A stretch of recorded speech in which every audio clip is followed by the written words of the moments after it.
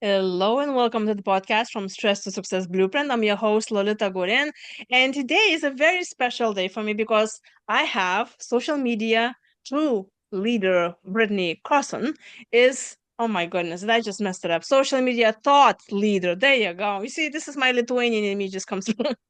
I'm so sorry, Brittany. But Fine. this is what makes podcasts fun. This is the authentic part that we talk a lot. And if for those who don't know her, she's the founder of Fun Love Media, a creative marketing agency specializing in organic social media content creation and strategy. By the way, she did a lot of work for me and she created a beautiful video that I'm using for my speaking gigs and such. So thank you. And she was also a host and executive producer of the Social Sunshine podcast it's about like 5 years from 2019 and 2024. She just ended that last year. And believe it or not, this is how we met because I remember it was like a few years ago. I was talking about my book, Crush Stress While You Work, and I signed up for her podcast and realized that she's also in Houston. So we met in person and we're collaborating from now on. So she's been amazing, amazing connection for me. And she also, but wait, there's more. And she also founded Social Success, the most fun and exciting annual in-person conference that helps creators and marketers level up their social media skills. And I'll be asking about that more from her. And you may also seen her dancing on the treadmill because I've seen all the time, like she's dancing, so it's so much fun. I'm like, I need that treadmill. And she also, lip syncing 90s music, which that's my jam too.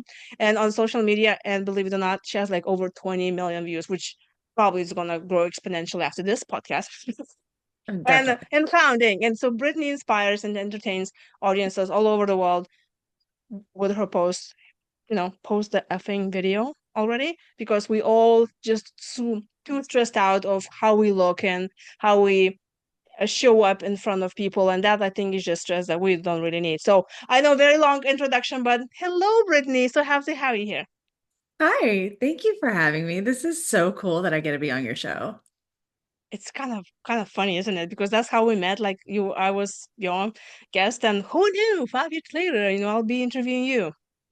It's perfect. I love it so much, seriously. And I loved being a podcaster. I had that show for 5 years and we did an episode every single week for 5 years, never missed a week, right? And once we hit that mark, though, I was like, you know what? Let's take a break and just be a guest for a little while.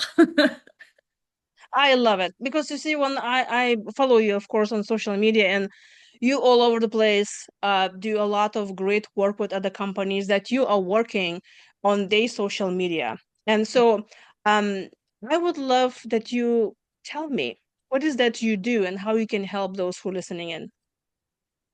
Yeah, I'd love to tell you. So, I am the founder and creative director at my company, Fun Love Media. We are a small but mighty team of six, headquartered here in Houston, but we serve clients across the country.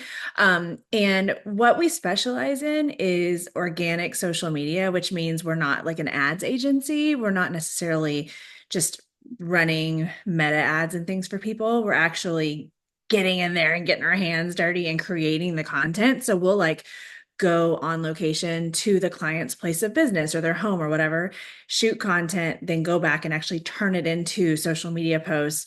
And some people hire us to do the whole thing, like actually post the stuff, manage the accounts, and handle it all for them. But it's really about being a group of people that are creative and that love social media and understand the opportunity that it brings to brands and like truly believe in that. Because if you don't truly believe in that, it's really hard to do what we do and do it with conviction. And we have a lot of fun doing it, hence the name of the company, Fun Love Media. So, I also know that when I coach small business owners, the number one thing that they stress about, of course, aside from money and getting profit, all that, is the social media. Because the selling part, the marketing, the really showing your face, bringing the message that resonates with other people, that's like the hardest part for a lot of business owners. That's like one of the stressors. I tell you, I am kind of one of them in the group because I'm trying to do the best with my social media and stuff. So that's why I cannot wait for this event that's coming up in April.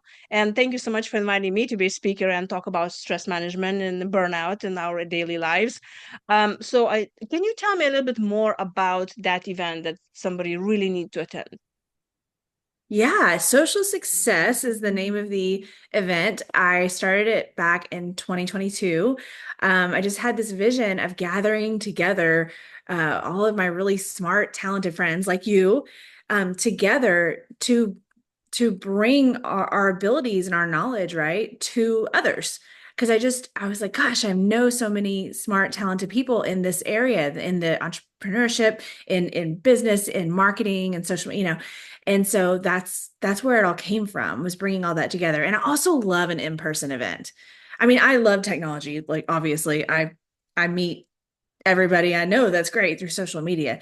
But when you can finally come together in person, especially people that are like marketers or business people, like a lot of times you're kind of alone. You're not really around a whole lot of people all the time, or at least not people that understand you. And so that's what this event is about. It's about coming together and networking and supporting and being in the same space as people that are having to create social media content and so on, but also, of course, learning a ton of stuff. And the twist on it that makes it different from, any other conference I've ever been to is that it genuinely is fun. It's a fun, relaxed, welcoming environment. Like you're going to see people dancing and taking tons of selfies together, but you're also going to see people making big connections where they might do business together and make lots of money. It's this great mix because we need to be able to just go and enjoy ourselves and learn from each other and then go home feeling refreshed. I can say that I've been to one of your events a few years back, and I definitely can say that was a lot of fun. So, for those who are listening in and you're saying, "Oh yeah, yeah," all the event, planners say the same thing. That is so much fun. No, it's really fun. Definitely, you all need to show up there. But I want to ask you, how did you end up in social media? I was always a performer since I was a kid. I started dancing when I was like 3 years old in dance classes, and I always loved it. Just automatically loved it. And so as a performer and an actor and everything, basically my whole life, whenever I discovered MySpace back in, I think it was 2002. It's been a while. Um, I thought it was amazing. I thought it was like a big virtual stage, because I thought, wait a minute, you can post stuff to the internet and then just anybody's going to see it. This is amazing. And so I just fell in love with social media from there just naturally. And so I would use it myself over the years. I would explore and probably post really embarrassing, dumb things, like we all have. And I just learned and learned and learned. And then I had an opportunity to figure out Facebook for businesses at the family business I was working at when I was younger. And it was like, can you figure this out? And I was like, yes, I love social media. So it kind of started there. And then over the years, like I would have like a business owner friend say, oh, you like social media? I don't want to do this. Can you do this for me? I'll pay you a couple $100. And so I was like, okay, you're gonna pay me. This is great. And basically, as time went on, I realized, okay, this can be a business. Like this is happening, And so as we're recording this, actually, we just hit our 6 year anniversary for Fun Love Media. Just in January of 25 of it officially being a business, and I don't know, I really love it. I love the opportunity that it provides, that social media provides. I know a lot of people say bad things and whatnot, but when you really learn how to maneuver and how to customize the experience for yourself, for your business, it actually is really fantastic. And it's one of the main reasons why I love my life. It helps me connect with people. And then now that I can help other people do that too, it's really cool. So I've loved it forever. I think it's so important to show our businesses the way we want to be shown, not embarrassed. And I'm so grateful that we have people like you who actually can do the work Um, I've seen a lot of small businesses that they start out and they're like one person that, wearing all the hats in the business, and then accountant and the social media marketer and then the coach and then the writer and all the kind of stuff. And the social media part, I think it's where you need to show your face. Um, and it's exposure. Not everyone is comfortable with that exposure because we're just so critical of ourselves. And it's like, oh, and like your message is like, well, make that effing video already, right? But there's so many holding back, like cannot even show their face or make a short video of anything. What would you recommend for those who are like still cannot post that video? What you would tell them, stop stressing about it and Right. Yeah, no, I know you are the queen of helping people with their stress, and stress definitely comes into play in this world of social media. And what I would first say to somebody is that don't don't do it if you genuinely don't want to. Like if your brand doesn't need you to do that, because there are some kinds of brands where you don't necessarily have to be on camera, and if you genuinely don't want to and it would make you unhappy, probably not for you. Maybe just we'll figure out an alternate. But if there's somebody out there who's interested in doing that and wants to, but they're just scared and they're just stressed out about it, it's you may not like my answer. Because you really do have to at some point just dive in. And the difference between, how we always talk about like, don't be afraid to be a beginner. Like it's okay to be a beginner at something, and it's the same for social media. It's just that you're going to have witnesses while you're a beginner. People are watching you be the beginner, and that's really scary to think about. I totally understand. But the good thing is that in the beginning, when you are just putting yourself in there and starting to practice, there's not that many people watching. Right? I mean, really, that's the truth. So actually, that's kind of good. And by the time you start to build an audience, you've gotten better and better at being on camera. And there's also this sense of confidence that comes along with just having like humility and just being able to it's kind of a mindset thing, honestly. I always kind of like joke, but it's not a joke, that if you're going to be someone that's on camera for social media, like you almost have to put yourself through some sort of like self-therapy or self-coaching or something, because you're having to show up in front of people and that's hard. But I think that it really is about, yeah, learn, cool, but don't let preparation turn into procrastination. And then you're going to be real stressed because you've been like planning your first video for 8 months. That's too much, You got to dive in and just remember people are so busy with their own lives. They're really not as worried about you as you think that they are. I love that answer. I also say those who know you, who's going to see that, they already know you. Like, how can you mess up something? They already know you. Those who don't know you, they really don't care about you. So they don't care what you do anyway. So either way, you win. It's so true. It's so true. And I understand it's stressful. I mean, I'm lucky that I've always loved it myself, but I have now worked with a lot of people that at first they were really nervous and it was really difficult and challenging for them. But it's cool because usually we work with people for a while, so then I can see them like start to blossom. And for those who are listening in and they're saying, there is no freaking way I'm going to show my face on the video. That's fine. That's where you can work with Brittany and her team, and she can put amazing posts without your face. I have a question that, and I tell you, probably a lot of who listening in can say the same thing. Be a business owner.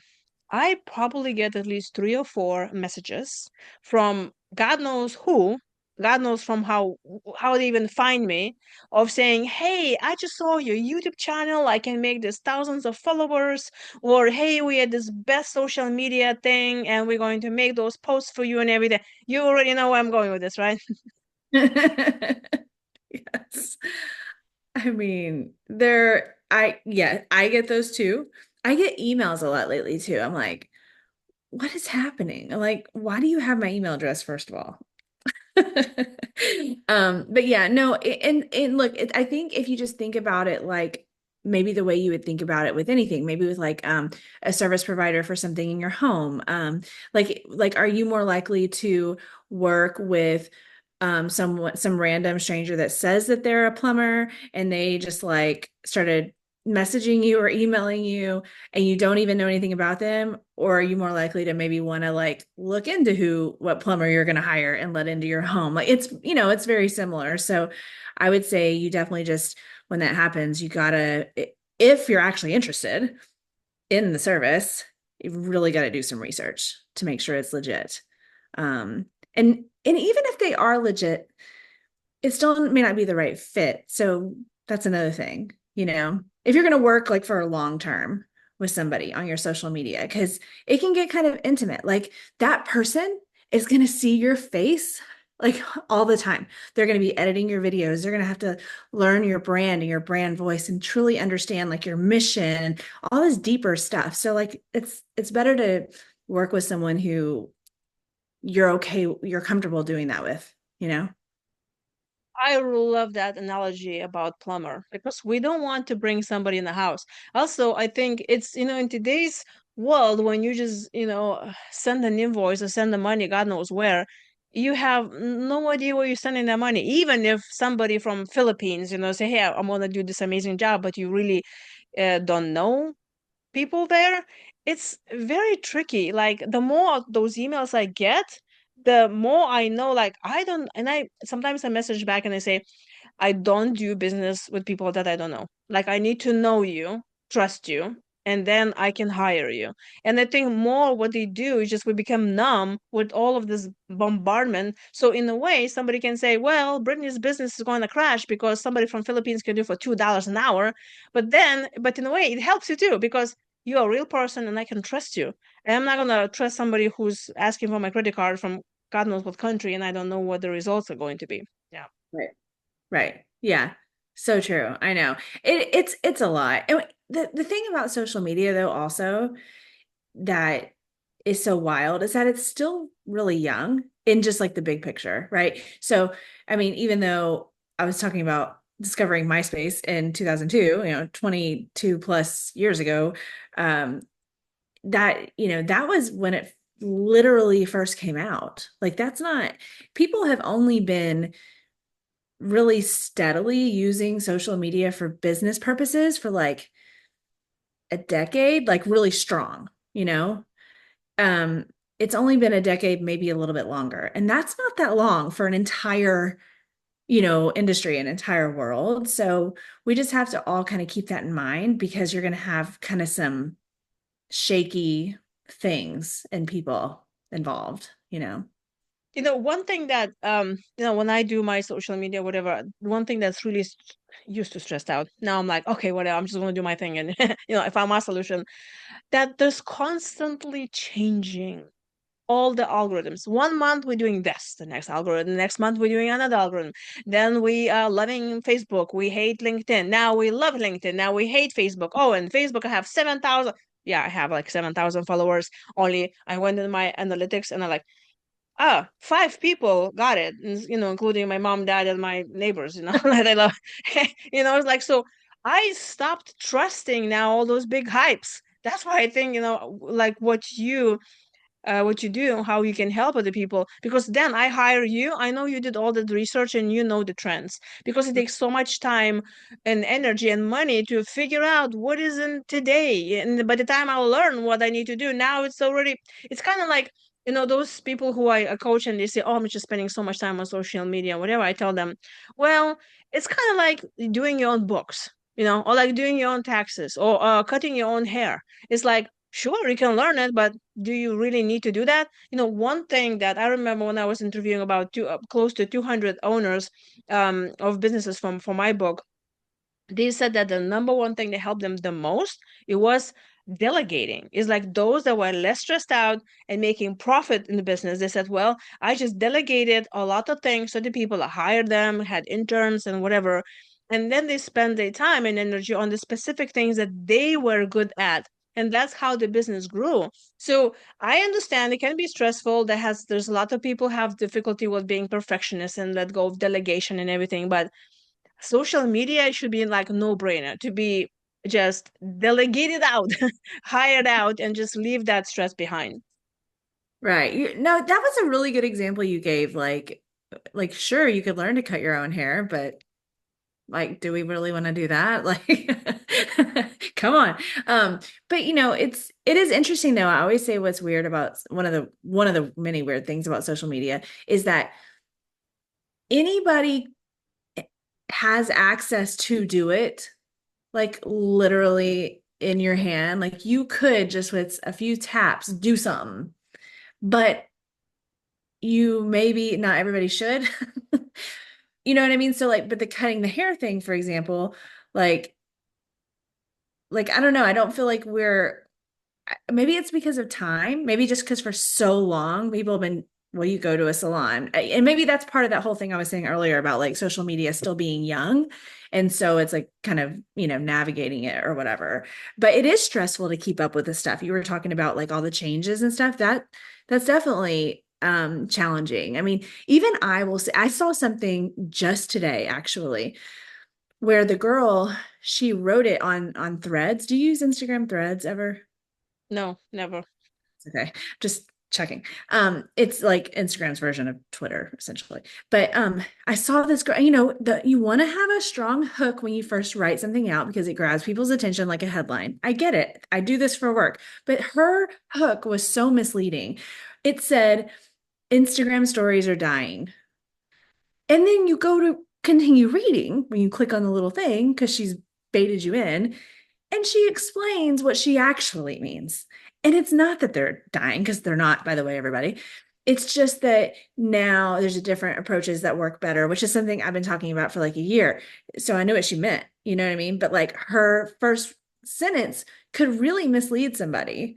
And it's like, girl, like watch what you say. Like you're confusing people out here. And there's so many like experts that are giving their 2 cents. And so if you scroll through it for a little bit, you're just going to be bombarded with opinions from people. So it really is difficult to maneuver sometimes. I understand. So, what would you say somebody who's listening in and they're like, "Yeah, okay, I know about delegation. I know that I need to hire somebody to do this, but I don't have the money."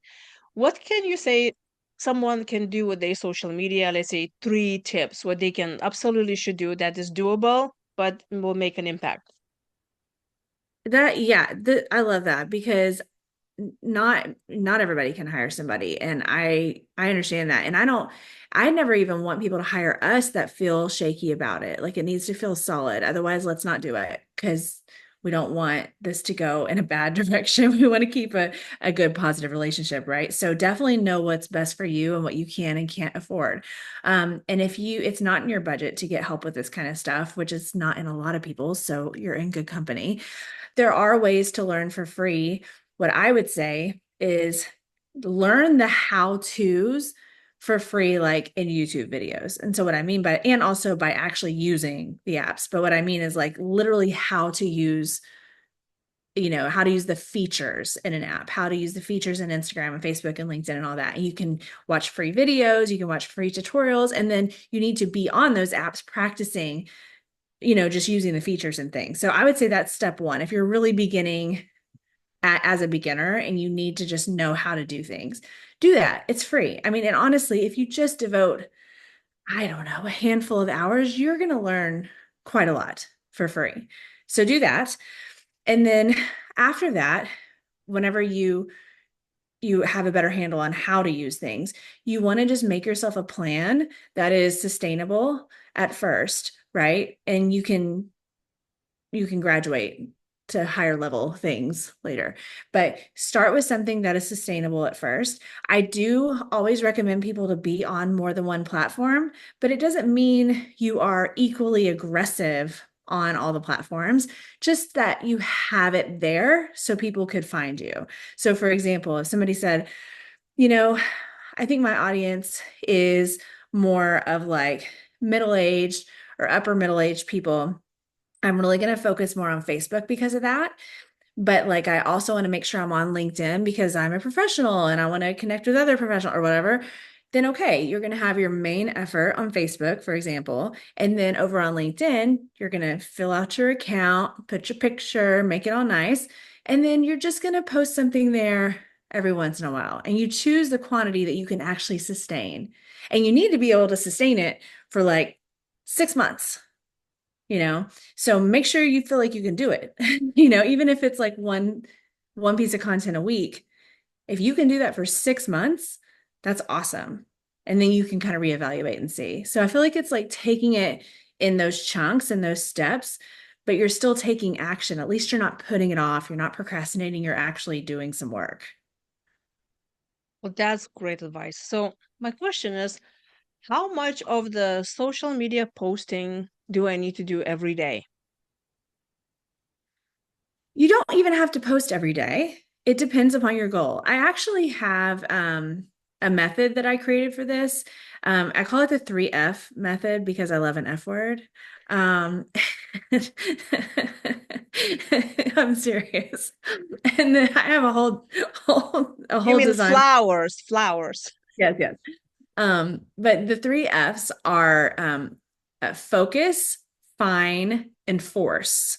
And it was just cute words I could come up to represent what your approach to social media should be on like how much to post and so on, like what you're just asking. So for focus, that's the smaller one, focus. So that would be for a brand that does not need to reach large amounts of people in order to succeed as a business, which is actually a lot of businesses. So if you work with people one-on-one, if you're some sort of a consultant, if you're some sort of a coach and you don't do big groups, you do more like one-on-one coaching or something, or even maybe even like a therapist, and they just see people one at a time, right? But they want to talk about their business on social. These kinds of businesses, you don't need large numbers. So you're not going to need to have those aggressive efforts on social media because it's irrelevant to you. It's not necessary unless you just wanted to for fun, but you don't have to do that. So you can have less content. But if you're in the middle on fine, which is where probably most people land, because it means you have a brand where you don't have to reach millions of people, but you still want more growth than the first one. You want gradual growth. So you're going to post a little bit more. So like maybe the first one is once a week, right? You don't need to post that much. The middle one is like a few times a week. And that's going to help you grow, but not grow rapidly. But it's also not going to mean that you're having to post every day. And then, of course, there's the brands that I call force, which means you're a force. You're getting out there, you're being more aggressive because you need large numbers. This is not very many brands. It's literally like if you say, for example, you have a podcast and you want to reach 1 million people over the next year with your podcast. Well, it would be helpful if you posted about it more, right? Like that makes sense because those are big numbers to reach, right? Or somebody sells something that's inexpensive and they need to sell a large volume of them. That would be somebody who's in that category, or somebody who's like doing music and they want to put on big concerts one day. Well, they need to be in that force category and they need to be posting a lot more and be more aggressive about it to reach more people. You know what I mean? So it's really just like think about your brand and how many clients do you need to be able to reach your level of success and then act accordingly. Yeah, okay. I like that. And now more I'm thinking about that, the more I think I need to do more. Well, and there's really efficient ways to do more social media as well. It really and it's like anything else, it just takes practice, you get better at it, right? But it's batching out content. Everybody's probably heard this before if you've heard people talk about social media, but it legit helps a lot. We do this even with clients. Like if we go to a client and we do a content shoot for them, we're not going to see them every week, we're seeing clients every couple of months or so, some people every 3 months. So we use that time wisely. We're together for 3 hours and we have a to-do list because we've already talked and we know like what the plan is. And we show up and we shoot content. And in 3 hours, we could have 3 months worth of stuff if we're prepared, which we are. But you know what I mean? So individual could do that as well. As long as you get prepared, you can set aside like half a day on a Sunday or whatever, and you could get tons of stuff done that you can post for the like coming weeks.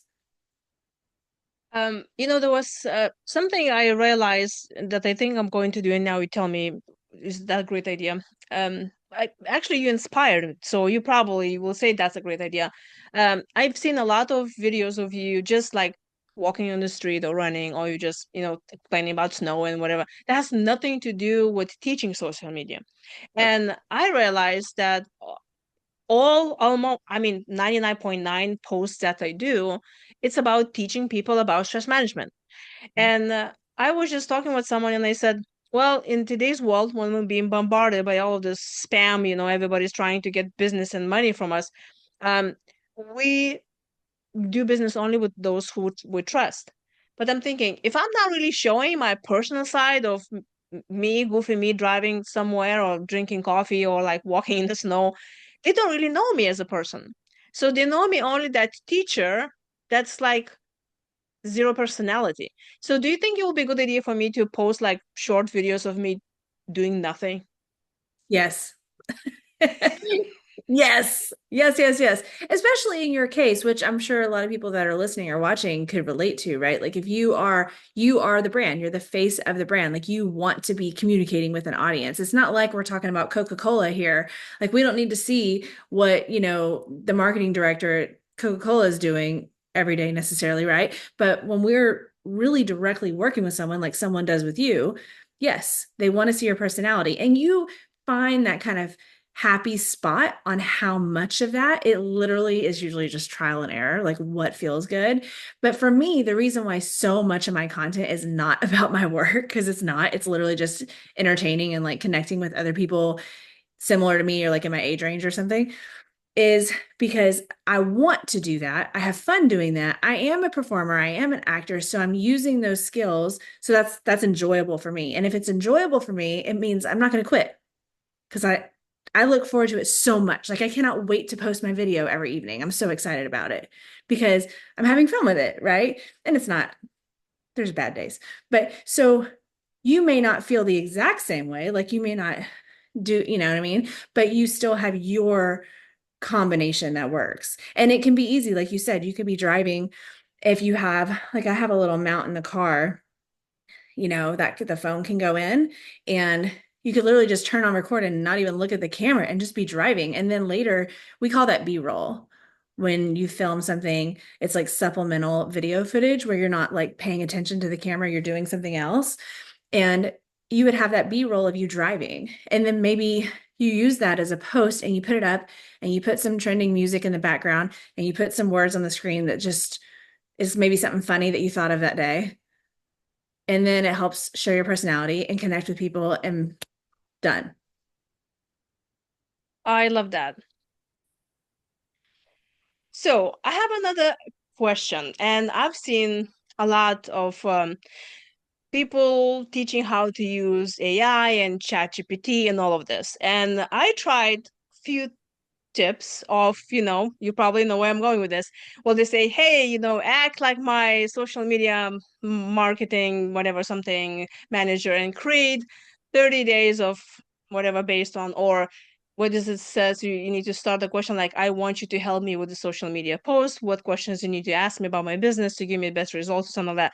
Is that actually work? Like I know I input it and they give me like the whole 30 days things, but how legit is it? How should we follow that, or that is just nonsense? Oh my gosh, AI. Ah. Um, so, okay. The thing about AI for social media for me is that one, I don't use it at all. But look, I don't need to. I don't I don't need help. I mean, we all need help somehow, but that's a whole other story. Um, I don't need help with that specific thing, you know, and I've talked about this with my team at Fun Love Media multiple times, and we're trying to figure how to maneuver it, whether it's useful or not, and all these things. But here's my general answer is that from what I've learned so far, and I actually have somebody speaking at Social Success about AI, by the way, and another one of the mastermind leaders. You're gonna like her, she's cool. Cami. But what I've learned so far is that it really seems to be best as a tool. And what I mean by that is a tool just the way that like a video editing app is, or a spell check kind of thing, or that kind of thing. I haven't quite talked to very many people, well, none, that use it the way you're saying, where it maybe like just does tons of work for them, and then they actually see really great results in like converting people to customers or something. Unfortunately, I haven't really, it doesn't mean that that doesn't exist. It's just, I haven't run into it yet. So I just think that, and maybe it's like the phase we're at too, since that's still pretty new. So I think that if it's like a tool, so for example, if you wanted it to help you like organize something, like if you know what you wanted your social media post to say, but maybe the way you're writing it just isn't quite as good because you're not that great of a writer and you're just like, oh, I need help. Maybe it's that kind of thing. It's like an assistant instead of a do it for you. I love that answer because, well, my first native language is Lithuanian. English is my fifth language, as I laugh. And that was the biggest hurdle for me for posting anything because I don't want to have, grammar mistakes in there and, just sound bad. And then, people Yeah. think, oh my gosh, she cannot even put an English sentence. I mean, what can she say about stress management? You know, so what I use AI for, I just type in, make the sound better, and then I put whatever I want to. And then Yes. it just fixes the grammar and whatever, and I read it through and I'm like, oh yeah, that sounds better. But it doesn't create things for me. I already said what I want. It's basically I use this like an editor that reads through it and says, oh yes. For example, podcast, like I do podcast every single day episode, the description, I just put in AI. I say, write me the description about this and this and this and that, and then just gives it because it saves me time. And I'm a stress management expert because I was stressing out so much. That's what makes me expert. uh, I talk about delegating and saving time. Yeah. So I'm using that as a tool, and people get so sensitive about like, oh, well, what about writers and what about artists? And like, well, yeah, that's a very different issue. But if you use it as a tool, like you said, just use it as a tool that helps you to save your time, your energy, your money. So then we can go and do other things that are actually important to us, and we are good in doing that. Right. Yeah, no, I'm with you completely. It is a separate thing. And that's why like in the work we're doing, we're not using it to do too much, at least not yet, because we are writers and we are like that we're literally being paid to create things and come up with these thoughts and have a conversation with the client and then put that into, like it's just part of the process, and that's cool because that's our work. But you're right, it's different whenever you're literally just needing help polishing something. It really is like having an editor, like you said. And I think that totally makes sense. I think that I do see people talk about having it do the work for them. I saw this one video from this girl who's supposedly a social media expert. I don't know. And she gave instructions on how to create all this content on a subject that you actually don't know anything about, but like because ChatGPT will tell you, then you can just suddenly have all this content on this other topic. And I was like, girl, we cannot be doing that because then that person's sharing content about stuff they don't know anything about. You know what I mean?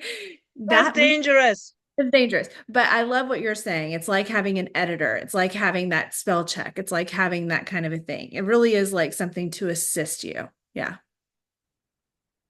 Now I want to shift a little bit towards you being a mom and a business owner and a woman in today's society that you need to do it all. And how is that you manage your stress? I manage my stress usually better than I used to. I actually have a history of like severe anxiety. Years ago, I had a long amount of time where I had a lot of panic attacks, anxiety attacks. Like it got to an extreme, and that's a whole other story. But I know what it feels like to be at that extreme end of the spectrum.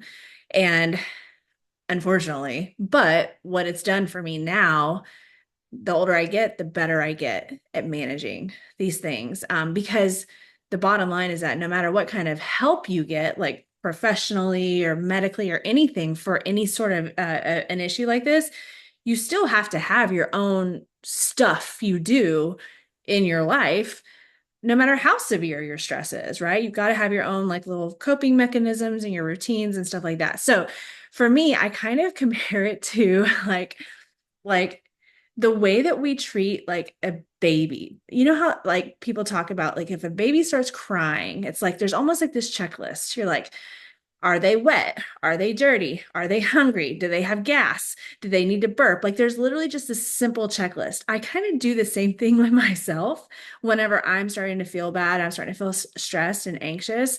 I have to really go back to the basics. As cheesy as that sounds, it's so true. So it could be like, I didn't realize I'm lacking sleep. Like those are the things that will start to make me more stressed is if I'm not doing my basic stuff, if I'm not getting enough sleep, if I'm not just eating generally okay. It doesn't have to be perfect, but generally nutritious. And not having like 5 cups of coffee because it's going to give me heart palpitations. Like, and then I'm going to start having an anxiety attack because I had heart palpitations. I'm going to think something's wrong. We don't need that. So it really is going back to basics first. And I know like some people might think, well, duh, Brittany, of course, but it's very easy to overlook those things. It's very, very easy. So I have to do those things, the basics of your health. And then I actually have little silly things that help me that are just my things. For example, at night, not every night do I watch my shows, but I have like silly shows. People will like give me a hard time because I like Housewives and stuff like that. But the reason why I enjoy watching that is because it's an escape. So some people might meditate. I watch reality TV. And I really don't think about anything else when I'm watching that. So I could have like a whole 45 minutes zoned out. That's just me because that's just a fun, simple thing to do. But, the basic stuff is where it's at. The sleep, the exercise, the food, breathing. We don't breathe.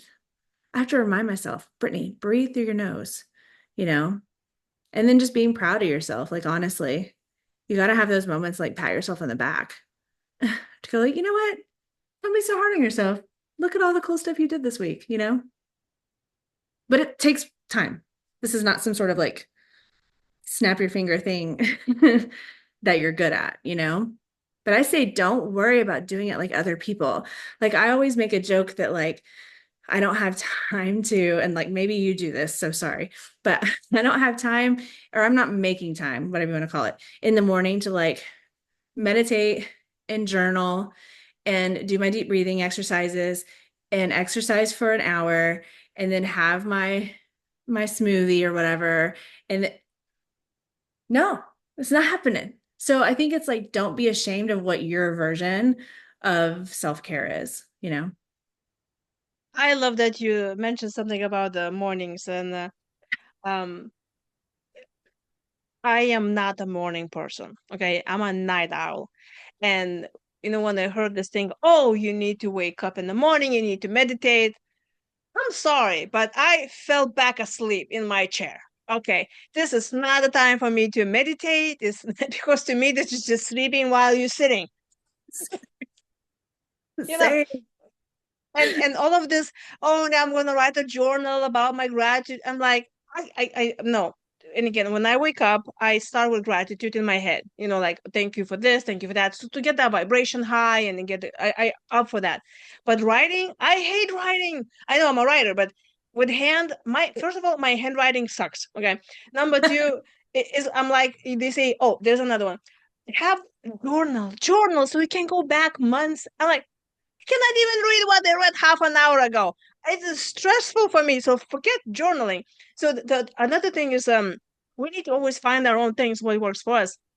But one thing that helped me a lot, and I highly recommend to my clients, when I started working out and had amazing coach Nancy Gribble, and she actually had an interview with her like probably a month ago. She was telling me like, okay, you wake up, you do this, you do your workout, and all of that, and I came across the test that there was like a doctor sleep or something that the test tells you what sleep animal chronotype are you. That there are four animals that your brain is, like a lion, a bear, wolf, and a dolphin. And basically that test says that 80% of time people are bears, meaning you wake up around 6 o'clock and then you need to eat, and then you're productive, and then around 9 you want to go to bed. Wolf is the complete opposite. It's like I have to sleep in, and I cannot functional till noon. And then as the day goes on, I get more and more productive. And evening hours, this is actually when I did the most of my work and the writing, when it's all quiet, and I'm in my element. I worked out at 10 p.m. and she would be like, I am in bed. What you doing? Like, and I'm like, at first I was like, okay, I'm weird. What's wrong with me? But then when they came across this test, they says, no, we all have our own rhythms. So when I start applying what really helps me, instead of what she was telling me, it says, oh, this is what you need to do. I started losing weight. I got better in shape because I was listening to my body and what is works for me. So thank you so much for bringing up the thing like you cannot meditate in the morning, because me as a coach, I constantly being asked, so how long do you meditate in the morning? And I'm like, I don't meditate in the morning. I do this at evening, but not in the morning. In the morning, I sleep. I know, right? Well, it's so true though. You're like you said, like figuring out the way you want to do it. I know we hear that, but like we don't actually always do that. We listen to the way other people tell us to do it and we try to do it their way. And that's not the way to do it, you know? It's like the television thing. Like there are so many people out there preaching no television. And look, I get it if you're watching 4 hours a day and you're like, okay, anything, like that, it's fine, have your limits. But like in general, that actually is a little moment in my day that makes me feel really happy and relaxed. Like it's just the truth. So screw you, I'm gonna watch TV. You know what I mean? But again, we're gonna not watch TV for 4 or 5 hours. We're gonna watch it for less. But you're right. It's like you have to choose what works. And like the stuff with kids and stuff can get really complicated, but because you get stressed and then you want to do all the things and all that stuff. And that's another thing. You cannot worry about the way other parents do stuff. You like, I literally sometimes it's like I need to put on blinders. Like, nope, don't give me your mom tips. I don't want them anymore. At first I did with my first baby because I was just so clueless and willing to listen. But just like anything else, over time, you start to form your own thing and you cannot worry about the way other people do it. You just absolutely can't. It's going to drive you crazy, you know?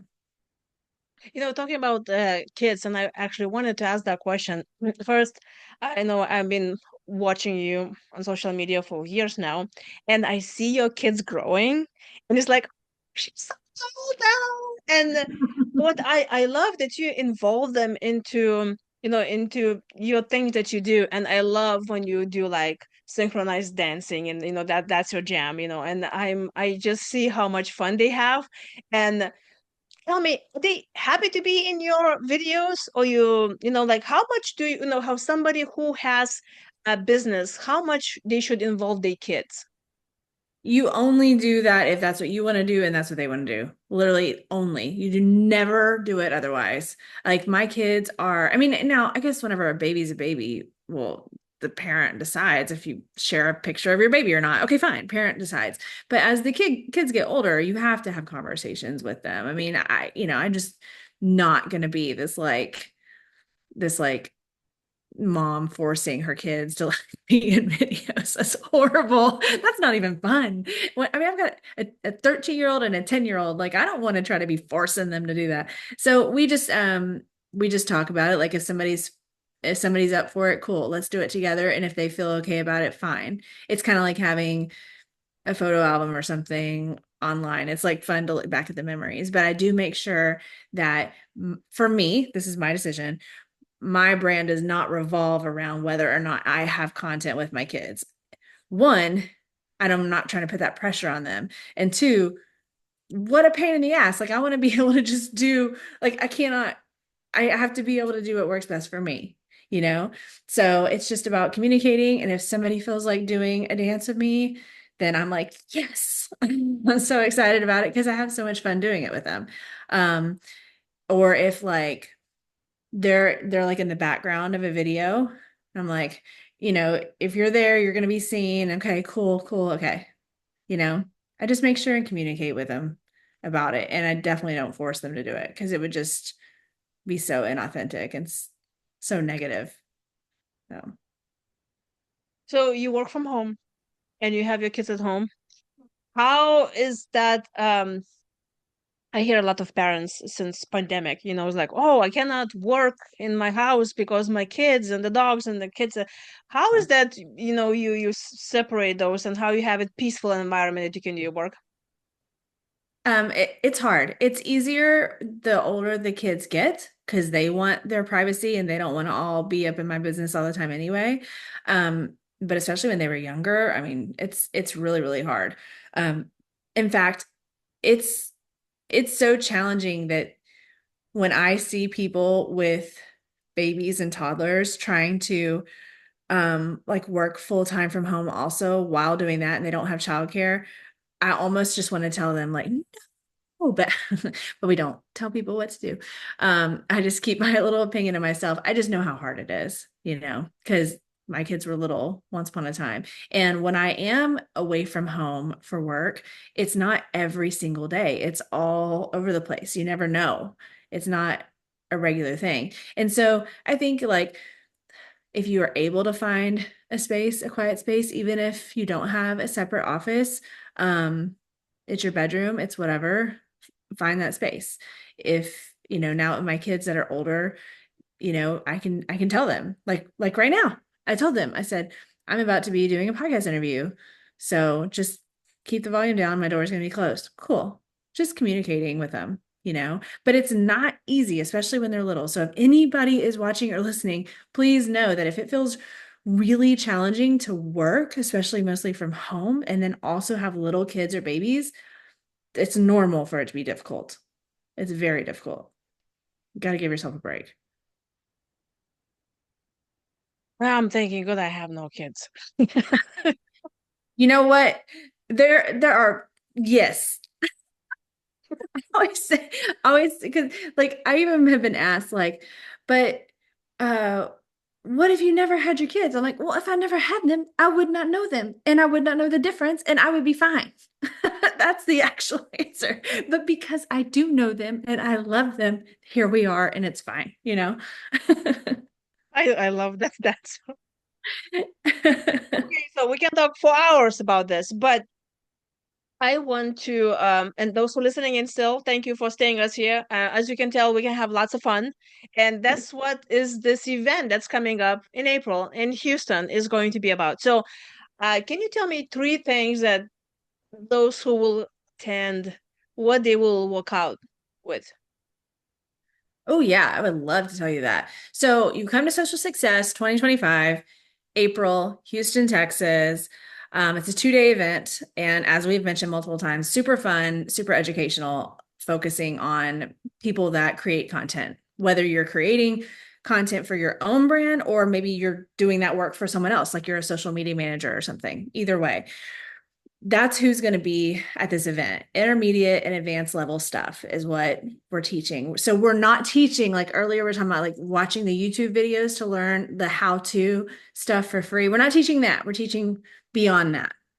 That's the focus. So that's just an overview of what to expect. But when you're done with the weekend, what is going to happen is you're going to feel refreshed. You can feel really bogged down in these things, as we've talked about, and it can be really stressful. You're creating content for this and that, and a lot of times you're working alone, and it's just grind, grind, grind. And it's just really refreshing to just go and talk with people in person and have that energizing experience basically, and you're going to have momentum after the event. So use it wisely. You know how it goes when you go to in-person events. You think about how you can use that momentum after the event to get the most of it for you and for your brand, your business, your work. So that's the first thing you're going to feel, I think. You're also going to feel really incredibly supported and understood.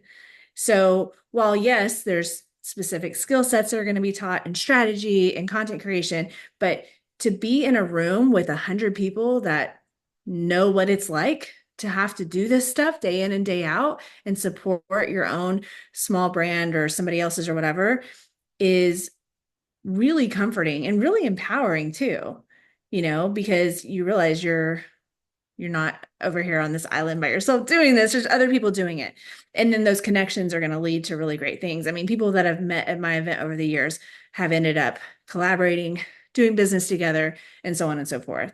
So that's a huge part. But then the actual skill sets and things that you're going to walk away with, like the things you've learned in all the sessions, it's really, I've intentionally molded it to and learned over the years and get better and better. But it's really created for people that are creating content that are really driven by a mission and a purpose. So this is one of those events that's not like a cold conference where like, you barely look anybody in the eye. It's really like warm and comforting, and let's be open and vulnerable and all of that. So when you're actually learning in the sessions, all of that is kept in mind from all the speakers, is that these are not your like everyday, I don't know, that's a horrible way to put it, but these are people that are driven by a mission and by purpose. And the reason why they're creating content is a deeper reason. So every single session, we're thinking about that, whether you're learning from you about stress management and the process of being a content creator, or you're learning from Davina and she's teaching you how to use your smartphone camera better, right? We always keep that in mind. It's for that kind of person, you know. That's why I cannot wait to be an attendee as well, because I know I need to learn a lot. So I'll be there both days. And those who are listening in and they want to meet me too, and Brittany, please Yes, stop by. you can come hang out with us all weekend. I mean, what's better than that? Yes. What more And can so this video I'm putting up on YouTube on January 27, Monday. So we still have a few months to go, but is there just like a discount or early bird special that you can mention? Yes, yes. So right now we're still in early bird. The people that are getting their tickets early are saving $100, literally $100. It's not an exaggeration. You actually are saving $100 by buying your ticket now rather than waiting until like March something. So early bird goes all the way until February 24th, 2025. And you do get $100 off the full price. You can choose whether you what kind of seat you want. There's a couple of different sections, so you can customize it. And you get, which everybody gets, headshots included, which is like $150 value. You get two like touched up digital, I'm losing my words here, headshots. Like everybody that goes gets to go to the headshot station real quick. It's super easy. So no stress. It's not like a big photo shoot. Okay, you're literally going to be with a photographer for like 2 minutes. And she's going to snap a bunch of photos of you, and then after the event, you're going to get to choose your two photos, and you get those included in the ticket price. So it's just a lot of value, because that in itself, to spend a few minutes with a photographer and get two photos, would be at least $150 just for that. And right now, early bird starts at like 178 for the whole 2-day event and everything. So get a lot of bang for your buck before February 25th. Wow, that is a great value. Just headshots themselves already is a big deal. Yeah, headshots and then 2 days worth of sessions and stuff. And we'll have like a meet and greet, and we'll have fun, and you can meet, all the cool speakers, and you could get one of Lolita's books and she'll sign it for you, and I'll dance with you. Like, we are there for you that weekend. Oh, I cannot wait. Definitely all of that and more, it will be in the description below, that you can go and click and collect your early tickets and tell all your friends about it. And those companies who are listening in right now, and if you have a person designated in your company that does social media, but they can learn more, definitely that will be an event to attend. More than that, this is business deductible because it's serving your business. It's not like just happy hour hanging out together. So there's a lot of things that you definitely need to lock in that price right now. So it's no brainer. So hope I'll see you all there. And is somebody, if they want to do business with you and hire you for the team, how they should connect with you? Just go to funlovemedia.com. There's all the info about our services. You can download our service guide for free so you can see all the details of how it works. And it has a way to email us. You can schedule a discovery call with us and we can chat on a Zoom call about your project, about your brand. Yeah, funlovemedia.com. And you can follow me I'm on Instagram more than others, Britney Crosson, but I'm everywhere. If you want to dance and have fun, but you can also follow Fun Love Media if you want to see business stuff. Well, I want to see you everywhere, and I tell you, you always make me smile when you start like dancing or doing whatever lip syncing, you know what, with your drink and everything. I'm like, she's doing it. I need to go and do more videos. Like you constantly inspire me. So thank you. Appreciate for you being you and allowing yourself to shine.